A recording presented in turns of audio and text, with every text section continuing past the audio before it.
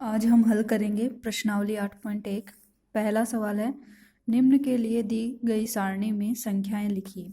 तो हमारे सामने ये चित्र दिया गया है, इसको आधार मान के हमें सारणी में फिल करना है। तो पहला है सैकड़ा पे, तो यहाँ पे हमें जो चित्र दिया गया है उसमें सैकड़ा में कुछ भी नहीं है तो 0 आएगा। दहाई पे 3 लाइनें बनी हुई है, 1 2 3 4 5 6 7 8 9 10 10 10 करके 3 लाइनें हैं, तो 3 गुणा 10 यानी ये गए। दहाई पे 3, इकाई पे 1, दशांश पे 2 है, 1 और 2, तो 2/10 हो जाएगा। इसी को सारणी में बढ़ेंगे तो सैकड़ा में आ जाएगा 0, दहाई में आएगा 3, इकाई में आएगा 1, दशांश में आएगा 2। नेक्स्ट इसी प्रकार सैकड़ा में यहाँ पे दिया हुआ है 100 डब्बे बने हुए हैं, तो सैकड़ा पे 1 आएगा, 1 गुणा 100। दहाई पे 1 है तो 1 गुणा 10। दशांश पे हमारे पास यहाँ पे 4 है तो 4/10 हो जाएगा। तो सारणी में भरेंगे तो कुछ इस प्रकार होगा, सैकड़ा में 1, दहाई में यहाँ पे 1 दिया हुआ है, इकाई में कुछ नहीं है तो 0, दशांश में 4। निम्न दशमलव संख्याओं को स्थानीय मान सारणी में लिखिए, यानी ऐसी ही सारणी बनानी है और इन अंकों को पुट करना है। तो 4 आएगा यहाँ पे दशांश में, 4/10 है तो 4 आ जाएगा दशांश में।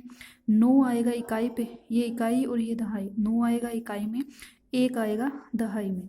इसी प्रकार 3 दशांश में, 0 के पॉइंट के इस तरफ वाले दशांश, फिर इसके बाद में जो आएगा वो शतांश और इसके आगे आएगा जो सहस्त्रांश होता है। तो यहाँ पे दशांश पे आएगा 3, इकाई में कुछ नहीं है तो 0, दहाई में कुछ नहीं है तो 0 और सैकड़ा में कुछ नहीं है तो 0 आ जाएगा। इसी प्रकार इसका 6 दशांश, 0 इकाई, 1 दहाई, इसमें 9 दशांश, 5 इकाई, 0 दहाई, 2 सैकड़ा। निम्नलिखित में प्रत्येक को दशमलव के रूप में लिखिए। 7 दशांश मतलब है 7/10 और इसको संख्या के रूप में, दशमलव के रूप में लिखेंगे तो 0.7। 2 दहाई, 9 दशांश, 2 दहाई मतलब 2 गुणा 10 और 9 दशांश मतलब 9/10, तो संख्या बनेगी 20.9।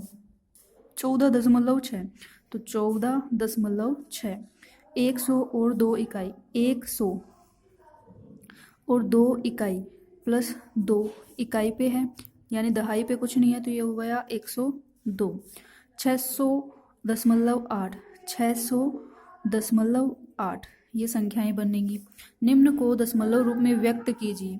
तो यहाँ पे जितने नीचे 0 होंगे उतनी संख्या के बाद में पॉइंट लग जाएगा, तो यहाँ हो गया 0.5। 3 इकाई और 7 दशांश है तो 0.7 हो जाएगा। ये हो गया 200 + 60 + 5 यानी 265.1। 70 + 8/10 तो ये हो जाएगा 70.8। यहाँ पे एक 0 है नीचे तो एक अंक के बाद में पॉइंट लगेगा 8.8।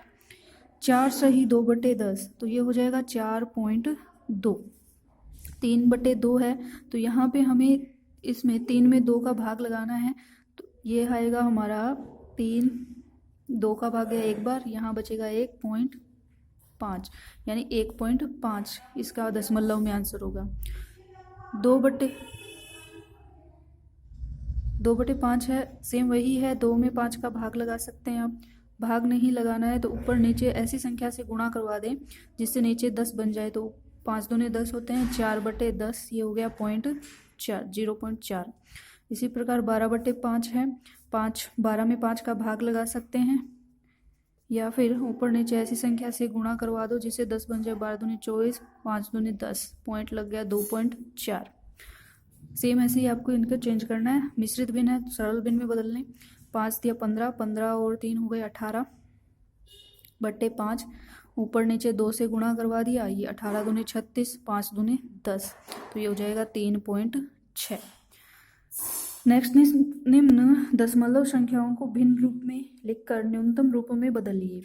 तो इसको हमें भिन्न के रूप में दिए, पॉइंट के रूप में दिया हुआ, पहले भिन्न में चेंज करेंगे तो ये हो जाएगा, जितने अंकों के बाद में पॉइंट है नीचे उतने ही शून्य लगाते हुए संख्या बना लेंगे, यानी 1 पॉइंट एक संख्या के बाद में था तो 1 के आगे 0, 1 लग गया, तो ये हो गया 6/10। अब ये जिससे कट रहे हैं, किसी एक पहाड़े से काट सकते हैं इसको, तो 2 के पहाड़े से ये कट रहा है 6 बार, ये कटेगा 5 बार, तो सरलतम रूप हो गया 3/5। इसी प्रकार इन सबको करना है। सेमी का प्रयोग कर निम्न को दशमलव रूप में बदलिए, यानी इन सबको सेमी में चेंज करना है। मिलीमीटर दिया हुआ है तो 1 सेंटीमीटर में 10 मिलीमीटर होते हैं, यानी सेंटीमीटर को मिलीमीटर से चेंज करना है तो 10 से गुणा करना पड़ेगा, और मिलीमीटर को सेंटीमीटर में बदलना है तो 10 का भाग लगाना पड़ेगा। तो यहाँ पे 2 को चेंज करना है तो 2 में भाग गया 10 का, तो ये आ जाएगा 0.2 सेंटीमीटर। इसी प्रकार 30 में 10 का भाग लगा देंगे तो ये हो जाएगा 3 सेंटीमीटर। 116 मिलीमीटर में 10 का भाग लगाएंगे तो हो जाएगा 11.6 सेंटीमीटर। यहाँ 11 सेंटीमीटर है, 52 को चेंज करना है तो 10 का भाग लगाया 5.2। अब 5 11 में जुड़ के 11 में जोड़ना है 5.2 को, तो ये आएगा 16.2 सेंटीमीटर। संख्या रेखा की किन दो पूर्ण संख्याओं के बीच निम्न संख्याएं आएंगी ये बताना है हमें। तो 0.8, तो 0.8 0 व 1 के बीच में ही कहीं होगा, क्योंकि ये छोटे 10 भागों में विभाजित होता है। तो यहाँ से 0.1, 0.2, 0.3, 4, 5, 6, 7, यहाँ 8 आएगा। तो 1 और 0 के बीच में 5.1 आएगा, 5 और 6 के बीच 2.6, 2 और 3 के बीच। इसी प्रकार इनको आपको देखना है किन दो पूर्ण संख्याओं के बीच आएगा। निम्न को संख्या रेखा पर निरूपित कीजिए। सेम ऐसी ही एक संख्या रेखा बनानी है। अब 0.2 है तो 0 और 1 के बीच में ही कहीं आएगा। तो एक संख्या रेखा बनानी है, इसको 10 बराबर हिस्सों में बांट देने, छोटे हिस्से 10 हो जाएंगे। तो पहला आ गया 0.1, फिर दूसरा आ गया 0.2। ये हमारा संख्या रेखा पे निरूपण करना हो गया। दी हुई संख्या पर स्थित ABCD बिंदुओं के लिए दशमलव संख्याएं लिखिए। तो A है, 0 और 1 के बीच में छोटे भाग गिनेंगे 1 2 3 4 5 6 7 8। तो ये हो गया 0.8 पे। ये आ जाएगा 1 2 3 1.3, ये आ जाएगा 2.2। D आ जाएगा हमारा यहाँ पे 2 के बाद में ये 2.1 2.2 3 4 5 6 8 9, यानी 2.9 पे। रमेश की कॉपी की लंबाई 9 सेंटीमीटर 5 मिलीमीटर है, सेंटीमीटर में इसकी लंबाई क्या होगी?